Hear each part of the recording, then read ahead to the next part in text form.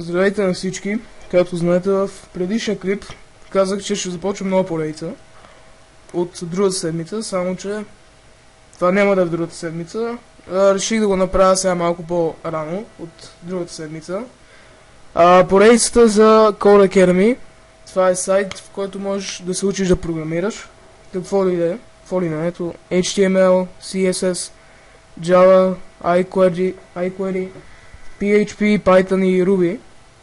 Аз ще ви покажа само някои от тия двете, тъй като останалото вие ще си го разучите. Ако ви е интересно, може да влезнете в сайта, той ще дава в описанието. И сега ще започнем с HTML, тъй като е на първо място в страницата. Аз вече съм го минал, но и на вас ще ви покажа как вие също да го минете. Затова ще започнем от начало. Така. Добре, тия неща ще ги изтрия, тъй като аз вече съм ги писал. И така. Тук пише абсолютно всичко за тези неща, за HTML, какво представлява, защо трябва да го използваме и такива неща.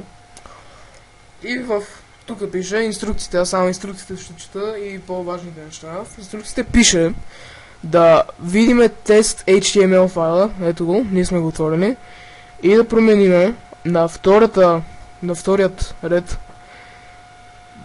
между тези тагове strong, може да напишем каквото искаме. В случая ще е хирал YouTube, може.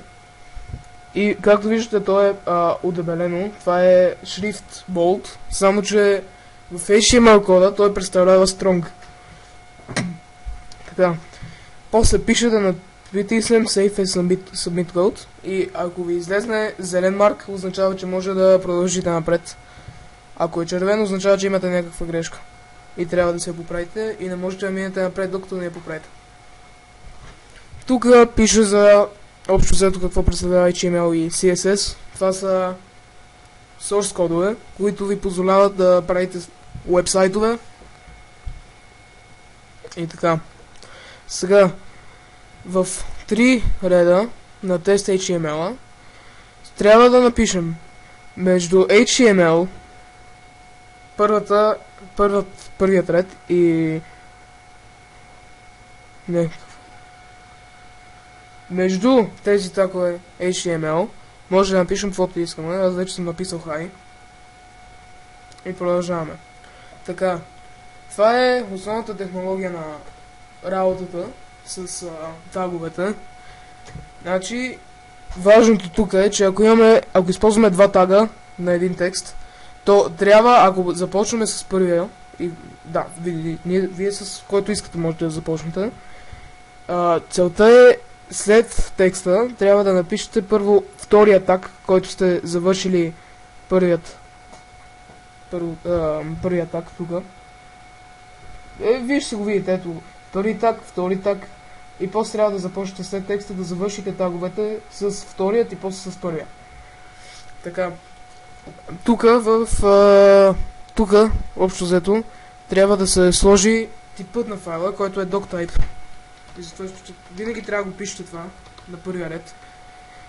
Пише, че винаги това нещо ще се разбере всъщност самият HTML. Source ще си разбере за какво става дума след като напишете, че doctype е HTML. И само секунда, че може и да не съм. Да, HTML. След него правите два тага HTML, който естествено трябва да завърши с HTML. HTML и между другото, забравя да кажа, завършващите тагове винаги са с наклонена черта. И между тези HTML тагове трябва да напишем каквото искаме. В случая ще е hi. И то излиза. Добре. Сега, head. Head е таг, който представлява head-ът, всъщност това е главата на сайта, всичкото съдържание вътре. Заглавието, body, нататък ще се покаже това таг body. За сега имаме само head. И инструкциите. Първо да отвориме таг, който е head, и да го затворим, да. Между тези head тагове трябва да сложим title. Аз вече съм сложил, ето вижте как представлява този код. И затварящи се title. И между title пишете my webpage. И това всъщност е заглавието на вашата страница. И след като го напишете, save as submit код, аз вече съм го написал, обаче ще взема да рестартирам кода, тъй като ще ви показвам как точно се пишат нещата. И тук започват да ви учат за параграфите и body. Параграфите, това представляват тагове, които всъщност представляват текст на конзолата, т.е. на сайта. А body, между тия тагове body, тук както виждате, между тези тагове, тук се съдържа това представлява цялото съдържание на сайта, който вие ще правите. Всички картини, текстове, заглавия и такива неща. И инструкциите. След като head е затворен, преди това трябва да се сложи tag body. Да.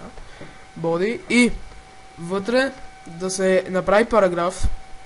Inside the body create two paragraphs. Два параграфа ще трябва да се направят. Параграфът, тагът е с P. И там може да напишем каквото искаме в тези параграфи. Тук ще е hello. Тук ще е hello 2. Ето и ви изписвам на сайта hello и hello 2. В по-нататък, вече към края някъде, когато започнете да учите CSS, ако изобщо седнете да го правите това, там нататък вече ще започнете да ви учат как постепенно, нали, да си оформяте сайта, нали, всяко едно нещо, позицията му едно върху друго, не е такива неща. И естествено, преди head да бъде завършено, трябва и body, съдържанието на сайта трябва да бъде завършено с така черта. И само да изтрия тия редове. И готово. И congratulations, you finished this section. И после отиваме на параграфи и headings. Headings, това е всъщност нещо като заглавие. Може да го използвате като заглавие на страница или... Да, заглавие на страница може да го използвате, тъй като title, това принципно не ви се изобразява тук. И затова се използват тия headings, H. Следователно, тук виждате H1. Значи, те не се подреждат, не се заблуждайте, че цифрите след H това е редът, в който са написани нещата. Всъщност аз така се обърках и много грешки имах. Всъщност единицата, това е за шрифта и дебелината на самия текст, който ще напишете вътре. Единицата е най-дебелия, двойката е малко по-тънък, тройката още по-тънък и така може да продължите до 5 мисъл. И така. И инструкциите са в body селекцията. Тук трябва да направим tag H1 и да напишем каквото искаме. Може би ще напишем hello. И трябва да затворим този таг, естествено. H1. Само че забравих тук. Caps Lock. Caps Lock в таговете задължително не трябва да се опускат. Аз поне не съм опитвал, обаче тук някъде по-нататък, ето тук изобщо в урокът май бяха написали, че такива главни букви с caps lock в тагове не се допускат. Но както и да е. Вътре трябва да направим два параграфа. Аз ще на английски тук. И може да направим каквото искаме, нали? Да напишем каквото искаме. Може цял диалог даже може да напишем. В случая е монолог, тъй като сам си говоря.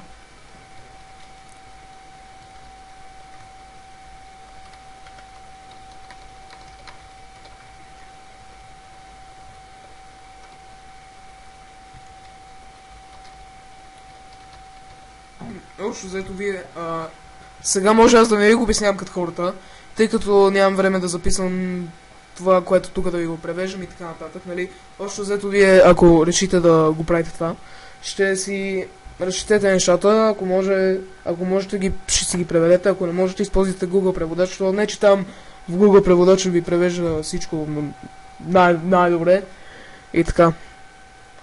Добре, както виждате вече 10 минути записвам и повече от 12 ме страх да записвам и затова ще ви покажа само още някои неща и ще спра да записвам, защото и нямам време много.